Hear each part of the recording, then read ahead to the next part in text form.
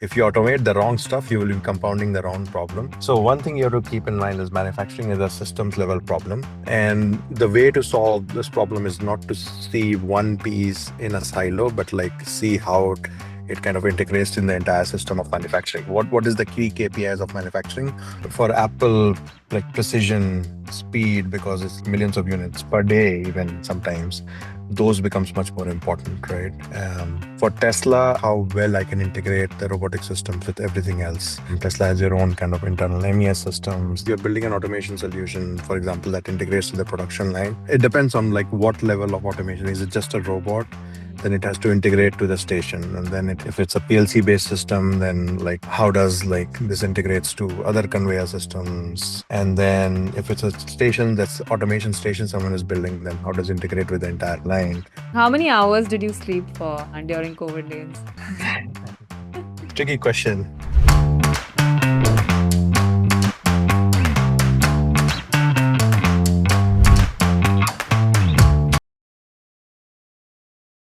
So, Adi, it's wonderful to have you. Thank you so much for taking the time, and especially when you've moved to a new factory. Thanks for having me. Excited to chat. You've been a very critical stakeholder, critical part of teams that have gone on to become great OEMs that we respect today, right? Apple, Rivian, Tesla. And, at Protean, we're trying to build operating infrastructure for companies that operate in industrial automation. And as we speak with more and more founders, we realize that it's very, very important to understand the stakeholders within the system. Your experience matters a lot. And so let's dive in. Why don't you walk us through your journey of how you got here? So I grew up in a small town in India called Ranchi, which was an industrial town. So I would say my interest in factories started very early in my life. My household has STEM, basically parents, my dad. So that's where my excitement for kind of STEM education kind of peaked then. But for last 15 years, I've been building factories for a living. People have been talking about reindustrialization, but I was very fortunate to kind of be right in the center of building factories from ground up. Did my bachelor's in mechanical engineering, and then just after that, I joined Tata Jaguar Land Rover. And I had this unique role that was bridging the gap between manufacturing engineers and the factory engineers. So you're doing a lot of early design for manufacturability. That's where I realized that manufacturing is the world where exciting products to come to life. So I wanted to further my education in manufacturing. Went to MIT to do my master's, and that really kind of equipped me with a lot of skill sets in the automation and factory physics world. So took some of those learning, and back in 2014, I was looking at which company in the entire world is actually pushing the boundaries of manufacturing and building factories from ground up. And there was very few back then in US, especially it was just like Tesla and SpaceX. So I joined Tesla early in the days. First was part of the Model X launch team, and I was got thrown into one of the most complex parts to scale, which was Falcon Wing doors. Right. But a steep learning curve. Obviously, Tesla was still kind of a high growth startup by then. Worked with like got opportunities for like couple of very good interactions even with Elon Musk, and then went on to lead the closures in white, like the entire section of the Fremont plant in Ford Model 3 at Tesla. So I have gone through that production hell phase, learned Yeah. what works, what doesn't work, and build that entire manufacturing ecosystem to build factory in California back then. But then I was not happy like with my learning curve. I wanted to see more. I wanted to see manufacturing at a much larger and mature scale. So back in around 2017, where do you go if you want to learn manufacturing at scale? You go to China. So Right. I'd got this unique opportunity to work for Apple and was spending significant amount of time in China, working with a lot of contract manufacturers, both in the battery and the iPhone phase. Learned a ton why China is great at this game, but also realized the same manufacturing playbook will not be applicable if he wants to build factories in the Western Hemisphere. So from then, I think we needed a new playbook to basically reindustrialize. That was clear. And then I had an opportunity to work with another visionary entrepreneur, Travis Kalanick, after his exit from Uber. He started Cloud Kitchens, and I was looking for some exceptional manufacturing engineers to apply a lot of manufacturing principles in the new industry, which is industrialization of like construction to build cloud kitchens at scale. and also automate and digitize internally to it. So had a great stint there, built one of the first cloud kitchens from ground up in San Francisco, which also kind of developed playbook for its expansion. But then again, manufacturing at scale came calling, another EV opportunity. So Rivian was coming out of stealth mode, and they have this unique challenge of building and launching their vehicle segments right during COVID, and again Wow. building the factories from ground up. So I was one of the first hires in the battery module team, build the entire team from scratch, build three high volume production lines within kind of 3 years, with a lot of technologies that we have developed, which became the thesis for like later matter of software defined, our learnings from all of these companies, the software defined manufacturing thesis. um, and then there was a time when I thought that like we have this like manufacturing is going to be at an interesting journey and inflection point. So based on my experience and how I have seen the trajectory up with along with my other three co-founders, last 2 years I was at Harvard, just like ideating a lot of with my other co-founders, and then finally building Matter. So as rightly you said, we are building autonomous factories. You also mentioned that what was happening in China in terms of manufacturing cannot be 100% replicated as is in the Western hemisphere. So, did that also, made you realize that you wanted to start something of your own? Yeah, absolutely. I think one of the things was you can see increasing trend of the globalized world order is changing. It started with companies realizing that having your core operations and manufacturing and overseas is sometimes like you have to hold a lot of inventory. Sometimes you have it's a longer lead time to bring products to your customer. So there was always a question of, is it a sustainable model to build their entire manufacturing in a geography that you don't control kind of the laws of, and it can be disrupted. But then when COVID came, that became very real, the supply chain disruption. So companies started to kind of now started to localize it. But I think the recent kind of geopolitical fracture really accelerated that. So Yeah. especially for complex electromechanical assembly, especially for areas which are strategic and needed for resilience, like including defense, robotics, other areas, countries have started to realize they have to start localized manufacturing of those components. So that's basically how the realization kind of I saw the wave. And then the biggest kind of insight was, China has built over last 30 years and a workforce that is expertise in have automation or building factories or a mature ecosystem of supply chain. So all of that is non-existent in US. So we Hmm. can't just like go through the same playbook and take 30 years to build it. So Right. how do we accelerate that growth and still basically reindustrialize the Western Hemisphere was the question. For a layman, what does an autonomous factory mean? It's a great question. So I'll tell you exactly what we are trying to solve at Matter. Maybe that will anchor what Yes. does an autonomous factory mean. Yes. And so at Matter, we are solving two major problems. One, we talked about that there is a scarcity of expertise workforce in US. Today's factory that we build, automated factories lack intelligence, and they can only build one product at a time. And it takes a lot of time and engineering workforce to like not only set up these factories but also operate it. When you think of like if you want to build factories, one is there is like just manufacturing capacity has to be built, right? That is like serving all of these customers, building manufacturing capacity.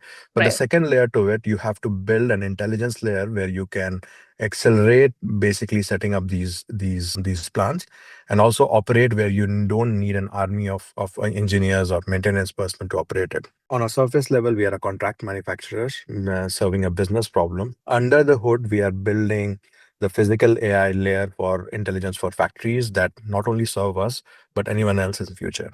And there are two major components to it. One is our automation strategy, where we build these automation and instrument these are our automation systems. So each like these are like multiple stations that do different tasks in an assembly line.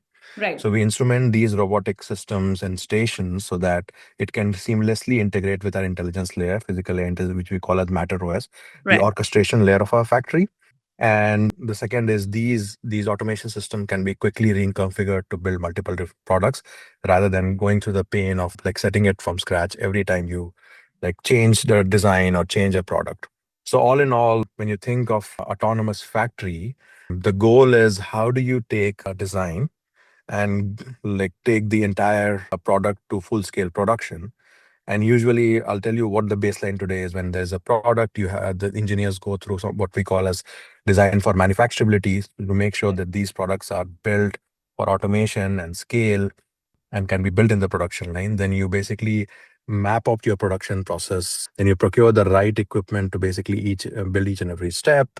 Then basically you go through the process of just like buying this equipment, commissioning it, writing the code for each and every step, and then Right. ramping it to full scale production. All of these steps today requires humans in loops, engineers, controls folks, like production workers. Autonomous future is where the intelligence layer bridges all of that, and it gradually eliminates like the need for humans in loop. And a lot of these steps can be automated. So there is a difference between today's automated factories that like even like people in China build, which can be 100% automated, Yeah. but they can only build one product. And when you change over the product, you have to build the entire line or majority of the line in scratch. Autonomous factories will have these intelligence systems and then automation systems where it can take a product to full scale production with minimal humans in loop, and then at limit maybe no humans in loop, and then can be built majority of products like in a spectrum of drones all the way to consumer electronics. If you could just like tell us as to where Matter is today, you've worked on it for the past 2 years. So, what do you do now, and what does your day to day look like? Yeah, so Matter obviously like the we've started ideating. So just for context, like my executive chairman, co-founder Charlie Mawangi, I have been working with him last 10 years. He was my first boss at Tesla, and we worked together at Rivian and Cloud Kitchens. And my CTO, we worked closely at Rivian. So he was leading a lot of like software technologies there. So a lot of great learnings. And previously, he was building Lighthouse Factory for Intel, Amazon Robotics. And my fourth co-founder and CPO, he has a good friend. He's a good friend since MIT and has seen the world of robotics. Founded Cardinal Robotics and then worked at the edge compute startup and then getting together. So we have very complementary and unique skill set to build it. So ideating, but like really closed the seed round last September. That's where the kind of clock started for us. And then within 5 months, we are now a team of 25 people, some of the best manufacturing, software, supply chain, factory ID folks that I have worked with in my past life. So a very solid team. And then basically moved into our first factory within like 5 months. So it's very exciting progress in a short period of time. You also told me as to how you came to the strategy of picking the right sectors to work with. And that is obviously one of the most important questions for any industrial automation startup or manufacturing startup, that is at least building hard tech. What was your process like? So obviously it was a lot of deep diligence of what market to focus on. And one is in what way we can offer a differentiated technology approach to build it in Western Hemisphere. And second is where is the most pressing here on demand from customers. So Correct. that's why our focus is very much on assembly plants for electromechanical, like mission critical electromechanical assemblies. So think of drones, robotics, AI infrastructure, power electronics, and a couple of reasons why this is very interesting. First of all, due to these all macro tailwind that I talked about, like reshoring, this is an area where there will going to be massive demand in US, and there is no large scale player yet to kind of capture all of these. As more startups and OEMs come up to US, more drones getting built in US, more robotics getting built in US. So it's going to be a multi-trillion-dollar opportunity combined for all of these products. So the one other tailwind is if you see defense, it's moving from one-off like $1 million like missile systems to more volume electromechanical systems, let's say Right. unmanned ground vehicles, drone swarms. So that industry itself is moving towards high volume production of electromechanical assembly. That opens up a large opportunity for us where it by law it's required to build in US. There's no other option. So there is a need for that. And then this also electromechanical assembly is much more complex than, for example, CNC machining or building of components because it's like 3D. A lot of robotic systems are needed to build these lines that come together. A lot of capex investment is coming and is needed to build these plants. And then there's not much expertise in US. We have built these factories from ground up. So it's a mix of where the massive demand is and where our expertise is.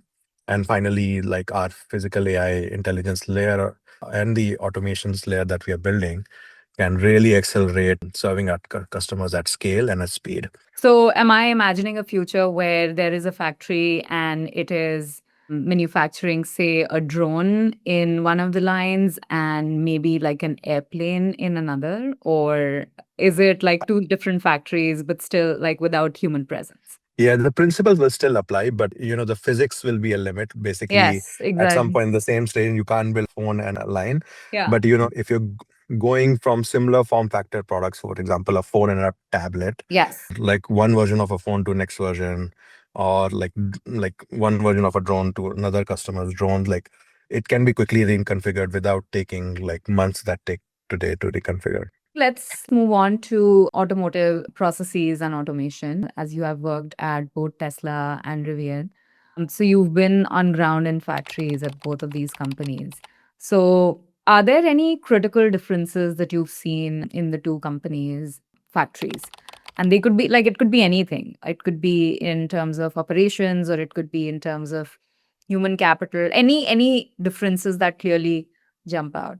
Yeah, I think Tesla was really pioneer of reindustrialization of US in a lot of ways, Yeah. because when Tesla started, this level of excitement was not there. They have to build and learn painfully all the mistakes of building factories from ground up.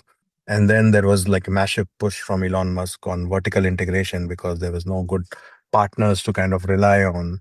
A lot of first principles thinking, a lot of approach to kind of just not take legacy manufacturing frameworks as what to go to when build factories. So it's almost like Tesla was the kind of Navy SEALs of like building a whole new way of like building factories, right? And then that you've seen that a lot of those, like for example, one piece casting and all of that, which was the Yeah, combined, yeah.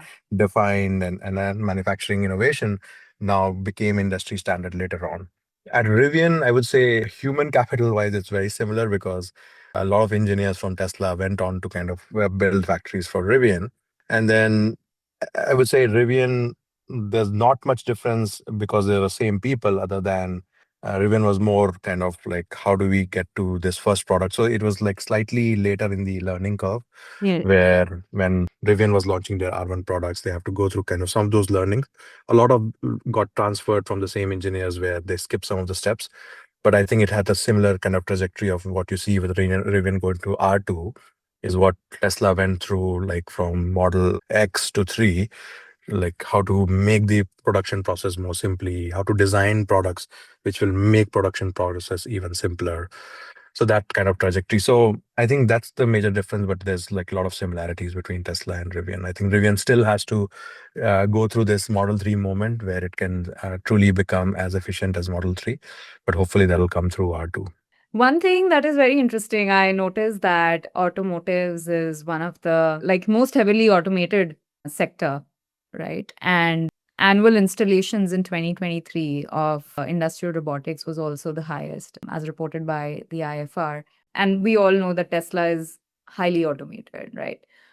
So from when you were there, what did you think of the automation in this sector in terms of what was already legacy automation versus what was being adopted in a new way, right? Like, what was their level of adoption for new technologies? You meaning at Tesla specifically? At Tesla, I think we know that it's quite automated, but and quite open to new technologies. But I think in general, the sector, what do you think was the adoption then, and what do you think has changed, if at all?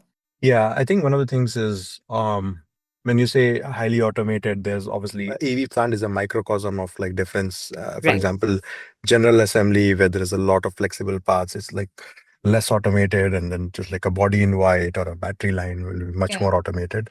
So automation again is a need of what current automation can solve. Right. And we'll get to later what like new robotic companies are trying to solve that. But when you go to like legacy automotive plants, Hmm. there I think willingness to try something new is very rigid. Like I don't think they are very open to adopting brand new technologies for various reasons. There is like trust in technology, or new technology is one piece of it because they're not building factories from ground up. The second is just like the organizational piece of it is like how open they are to kind of adopt new technology. Sometimes there is also automation is kind of correlated to like less labor force. So anything that Right. is like heavily unionized might not like be favorable to automate a lot of new stuff. But in general, I think everyone across the industry realizes how importance like digitization is, because Hmm. that enables like running the lines more efficiently. So you have seen a lot of companies like building internal digitization tools, re-architecting a lot of lines and then adopting new like robotics technologies. That hasn't happened at scale yet, especially for legacy manufacturers. But for new factories, I think that there is, you can see some of those like adopting new technologies right now and trying to see how they can make their operations more efficient. Yeah, because a lot of the, like, so for instance, Toyota and the likes also have their CVCs, and it seems Yeah. like they're making a bunch of investments in some of the startups. So as you said, right, some of the newer facilities of even these existing OEMs are Yeah. actually going about adopting some of the solutions, or at least trying them out, if not. Trying them out, Yeah. exactly. So you can see like from digitization, there's like new vision systems, for example, Right. like new ways to capture data and analyze data and all of Right. that. What I haven't seen is like in mass adoption of, for example, Hmm. new robotics technology or humanoid technology, which is, I think you have seen. So those are yet to be proven to pass the filter to basically build what we call as the customer say level products at scale. Right. Maybe that point in future is near, but I think so far there's still not wide scale adoption. Right. At Protean, we did a benchmarking exercise of industrial automation, and automotives was also one of the sectors that we were looking at. And it was very striking that a lot of the solutions are very fragmented, right? And so we were not quite sure if the solutions actually catered to specific problems or they were just solutions for the heck of it. And so if I am a new founder and I want to automate, say, an automotive factory, then what should be my framework to think about my product? And should it be more process focused or should it be more broad based? How would you think about it? I think automation is, if you're specifically like focusing on automation, there's a great book called Theory of Constraints, and it says like if you automate the wrong stuff, you will be compounding the wrong problem. Yeah. So one thing you have to keep in mind is manufacturing is a systems level problem. And the way to solve this problem is not to see one piece in a silo, but like see how it kind of integrates in the entire system of manufacturing. What is the key KPIs of manufacturing? What does it matter for the business? And then kind of map it out. And usually the process is very kind of if you abstract it out, it's usually you understand the product architecture of the product that you're building, then break that product into manufacturing process step, which we call as process planning, into discrete operations and tasks. And then you identify where are the bottlenecks if you want to automate it, and then basically automate and find a solution for that. So that's one piece of how you think about automation. And there is today's automation solutions which are very repetitive, needs precision, it needs speed, and there's certain requirement. But if you're thinking of like there's a high capex investment to it, so the new automation solutions should also think of how can it make flexible, so that during NPI it can quickly kind of iterate during product changes.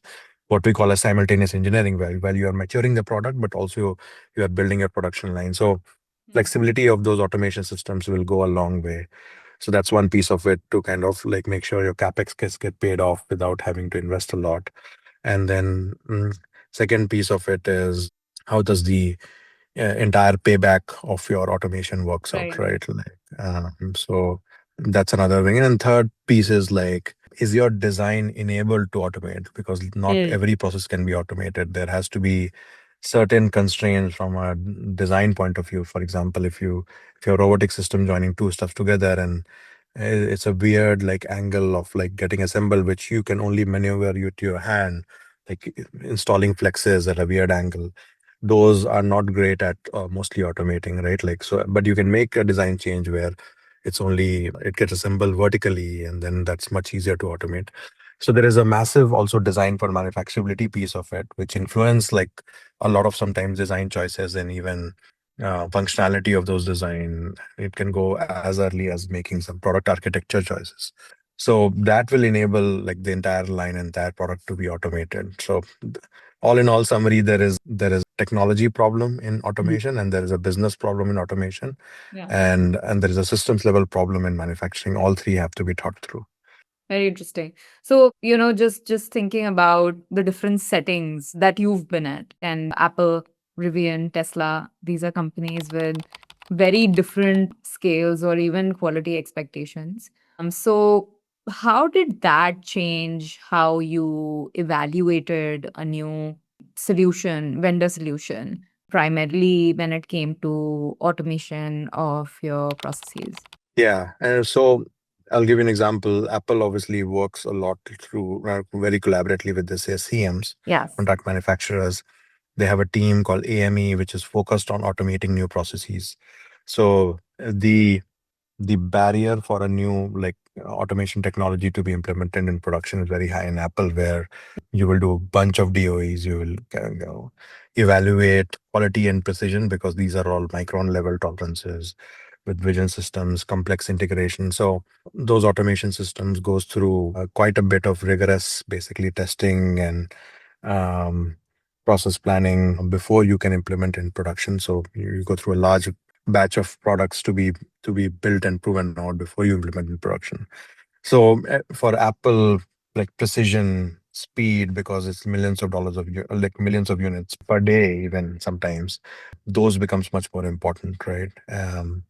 For Tesla, I think initially it was more kind of industrial scale robots with like slightly less precision, but later it became like how well I can integrate the robotic systems with everything else. Tesla has their own kind of internal MES systems, their own like kind of factory software, their own in-house robotics team. So Mm. that became like, how can I keep the automation solutions consistent across the factory so that there's not unique solutions where like the engineers have to get trained for each of those. So yeah, I think scale, replication, vertical integration are some of the factors that Tesla basically takes into account. So I think so, and Tesla and Rivian are kind of similar. So Apple is more like, does it meet my product requirements? And then CM does is the main decision making unit of like everything around it, and Apple deeply involved. Tesla is everything needs to go through their engineers, and they need to feel comfortable that this automation solution works for them.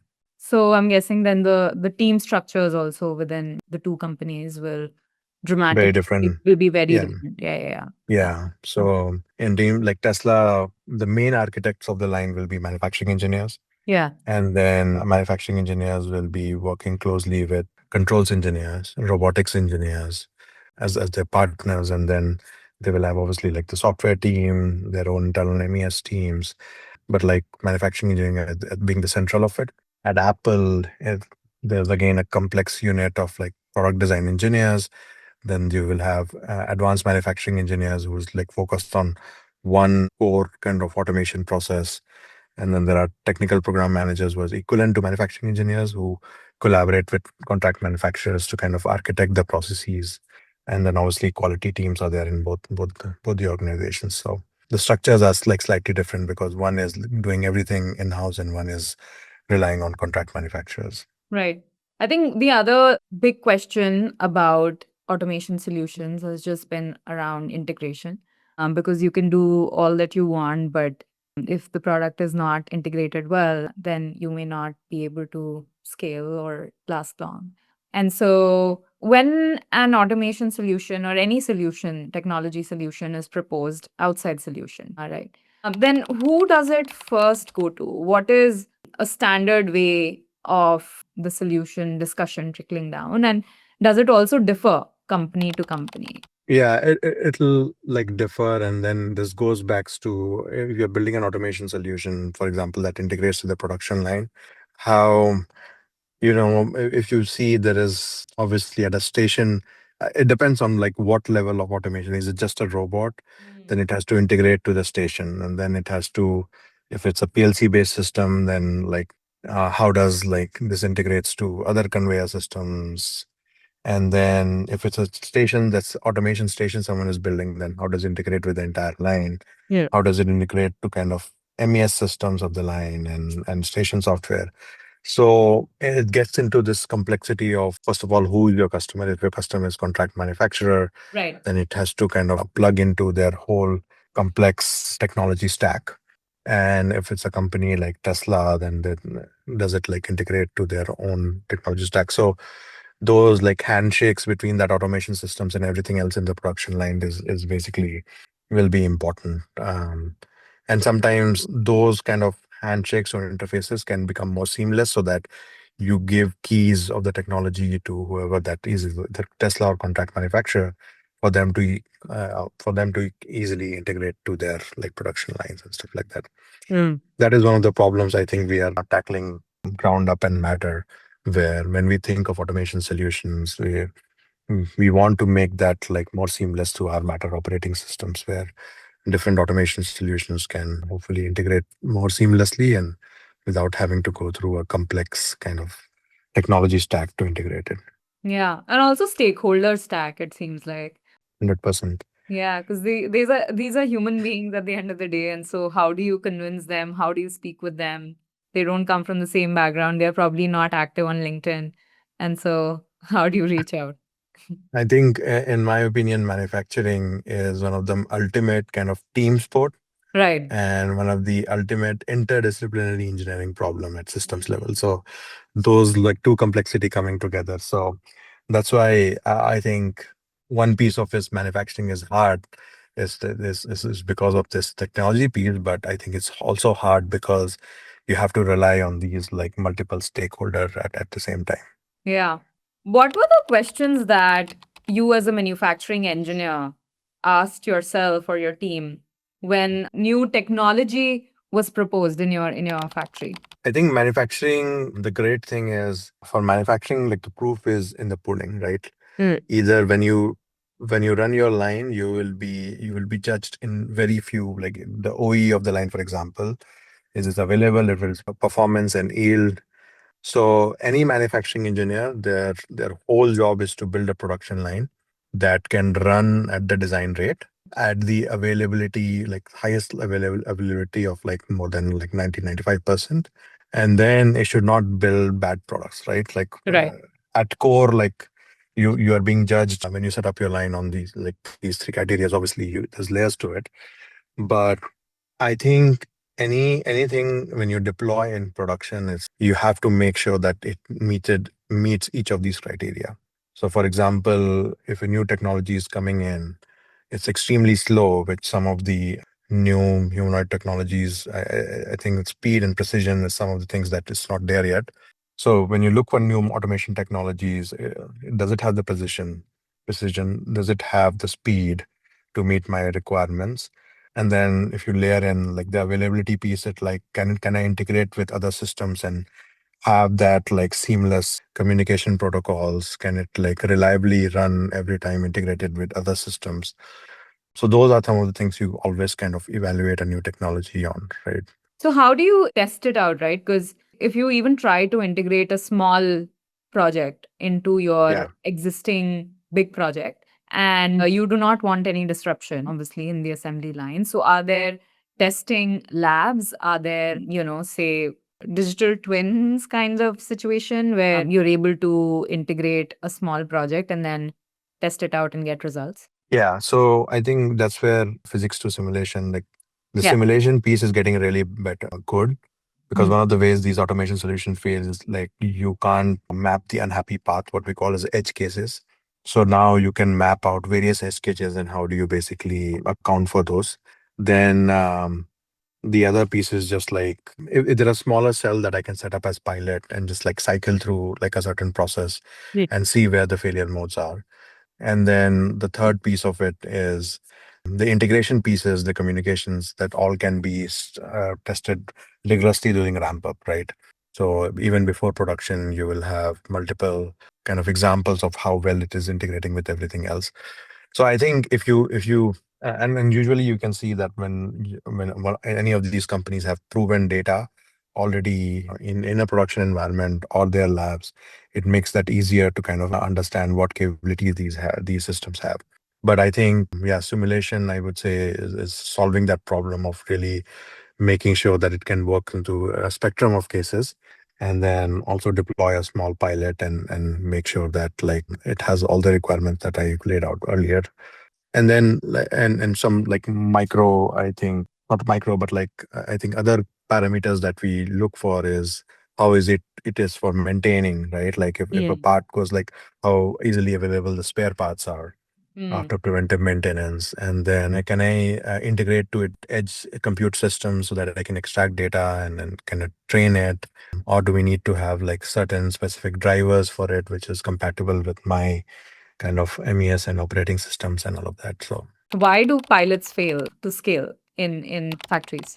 so I think one I talked about the edge cases where Yes. we haven't tested the edge cases. The second thing is if you try to automate the wrong thing, and what you realize that it might work for smaller sample set, but as you scale, if you try to automate the wrong thing, either you're creating instability in the entire like systems level problem where you're creating the wrong thing more, or basically some of the complexity in the product design and machine integration was not captured.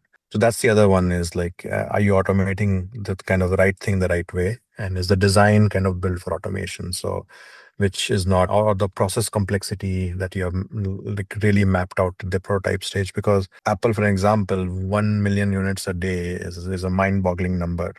Right. Anything which is even kind of in a normal distribution is an outlier will become a significant portion. Like at Apple, even like 0.1% failure, for example, is a huge number sometimes, right? With that Yep. volume. So that's where I think it's hard to sometimes just map it out in one small pilot when you like build hundreds of products and then suddenly you scale it to 1 million products and you see all kinds of failure moves which you're not accounted for.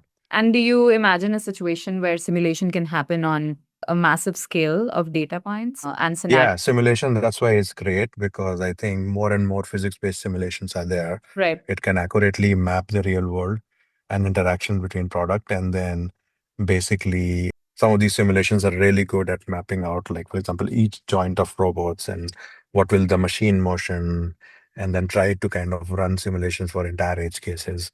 So I would say the confidence interval of after running this simulation can be very high. Hmm. So more and more, I think ABBs of the world and Panic Kukas of the world are investing more and more on these like physics. And Nvidia also, I think, has coming up with Yeah. their physics simulation engine. And it's one of the core thesis of what I again we're building at Matter is how to virtualize your entire factory. Like the software defined thesis is like when you virtualize your production lines, you can solve problems at system level. You can do simulations to kind of identify problems early on Right. because the bits world is much more forgiving than atoms world. Like Yes. once you make an investment in atoms world and then it doesn't work out, there's obviously $1 million impact. Like either early in the process you fix it, or later in like you have to recall millions of products. So that's why I think the better these physical AI systems will become, the better it can simulate the actual like physical world and test all of these corner cases. I think it'll be a great win for even manufacturing world where you can accelerate your growth, like kind of speed towards a full scale manufacturing much more quickly, which even like 5 years back, I think it was not Not existing. possible. So that's where you will see a lot of impact of going products all the way to scale very quickly. In one of your last answers, you mentioned the point of tooling and retooling. So, how tightly coupled are tooling and automation? And can you introduce automation without redesigning tooling altogether? That's the one of the major like problems today, right? Because each production line that we build, especially for electromechanical assembly, they are usually the process steps. And even, for example, the two major pieces of like robotics that holds the part and does some operations, and the nest which sits, all of these are bespoke. And the entire like architecture of how each stations basically Hmm. does task and operations are very much dedicated to that product. So that's one of the major problems is, unlike think of a 3D printer, for example, today, where you can have almost kind of infinite flexibility on what you can build and within that form factor. and then just you can update the design, look at your computer, how does it look, and print it. Unfortunately, these like robotics assembly lines are rigid to only one product, so that even if you change as simple as, there's a lot of glue dispense, or you change the path for that, or you change the position of a screw slightly, you have to go down to like changing the entire kind of software stack for the station, retrain that station, sometimes even change the tooling. So it's very, very, very tightly coupled today. And the hope with what we are building at Matter, not hope, but this is exactly what we are doing, is we are making these automation systems much more flexible, so that small changes within the same kind of boundaries of physics can be much just like abstracted out in software. And if you change slightly the dimensions of a screw, you just update on CAD, and the robotic system should be able to kind of capture that and update it quickly, right? And obviously there will be some theoretical constraints where if you're changing from a phone to a tablet, for example, that example, you have to change some of the nest and the tooling that holds that part. Right. But everything else in the station, from the control systems, the brains of the computer, the robotic system, all of those can be same, and you just update the software to kind of update to build a new product.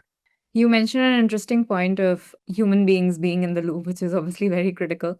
In your experience, just seeing these factories, automotive factories in specific, where do you think humans exist the most? Like, which part of the process has the most human beings? And what is the opportunity really in that specific part of the process with automation?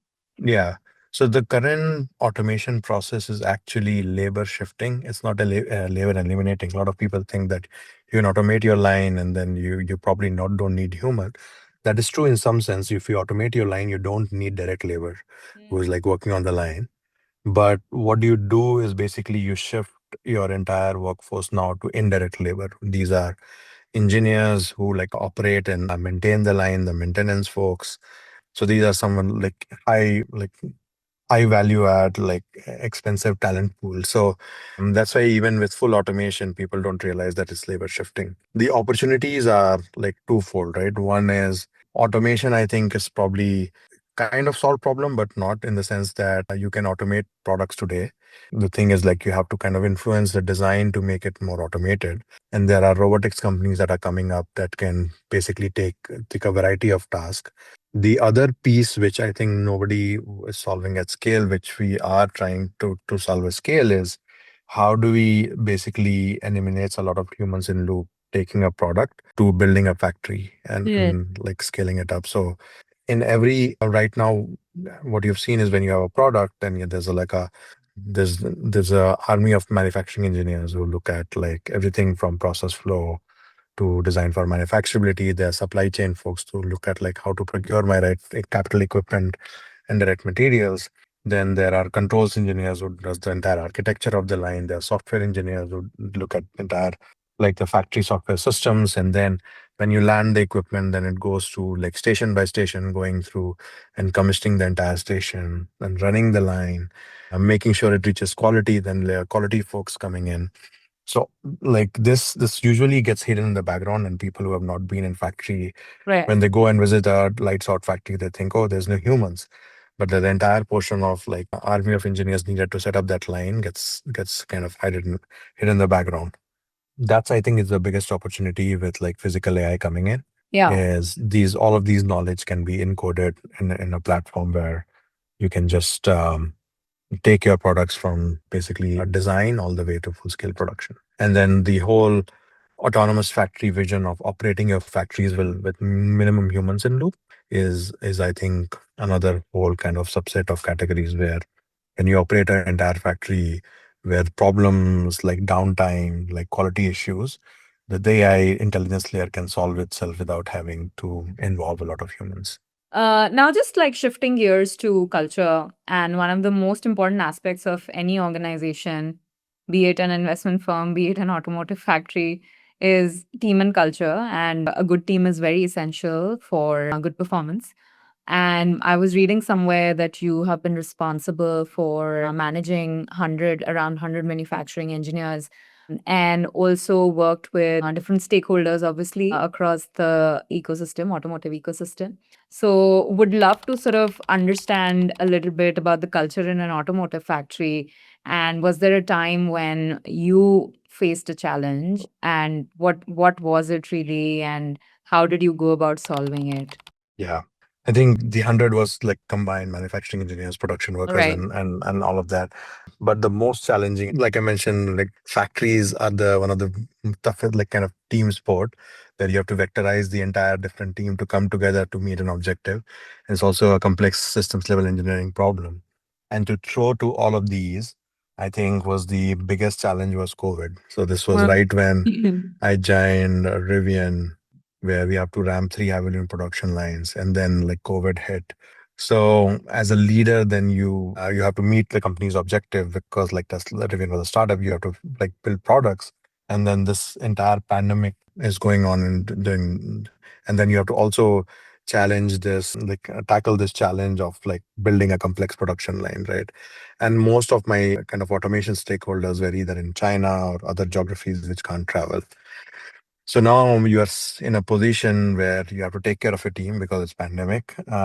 You have to solve a technical challenge with like minimum support that usually you have integrators and automation players like.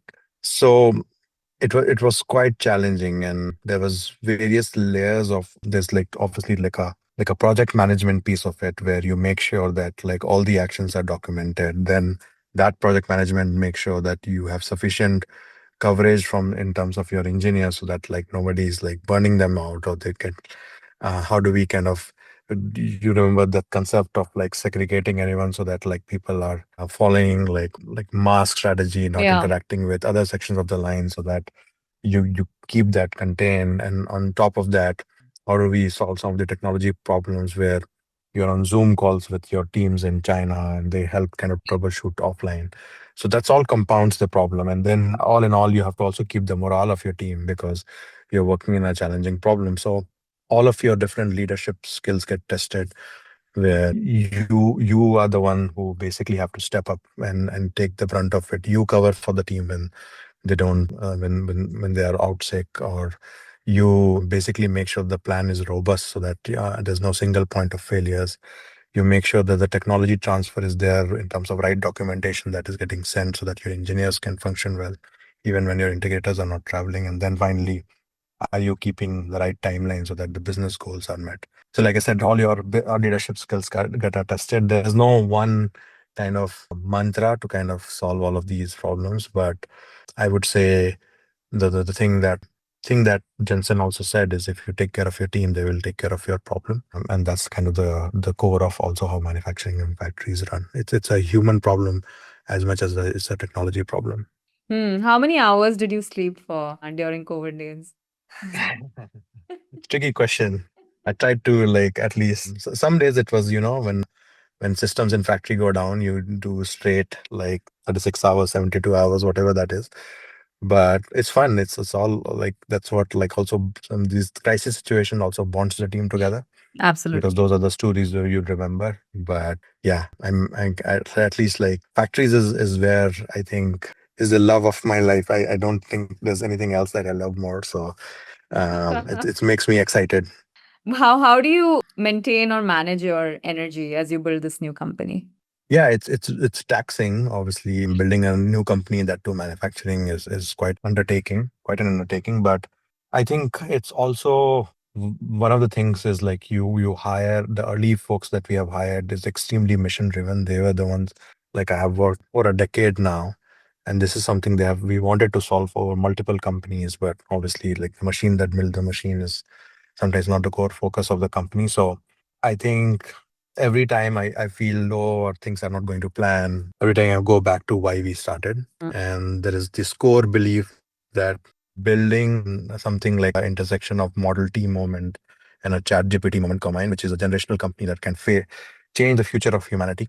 That's why I think Right. you see our mission statement is to accelerate the world GDP per capita, Right. because if you talk about the future of radical abundance, like the only way we can do that is to decouple human labor and the thing like goods and services that we produce. So yeah, I think if this is successful, we are going to build something that will kind of stand the test of time and completely change how products are built for the future.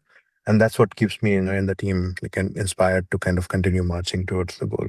Your former boss, RJ at Rivian, he started a new company, Mind Robotics, and he has recently raised $500 million. What do you think? What's going on in your mind?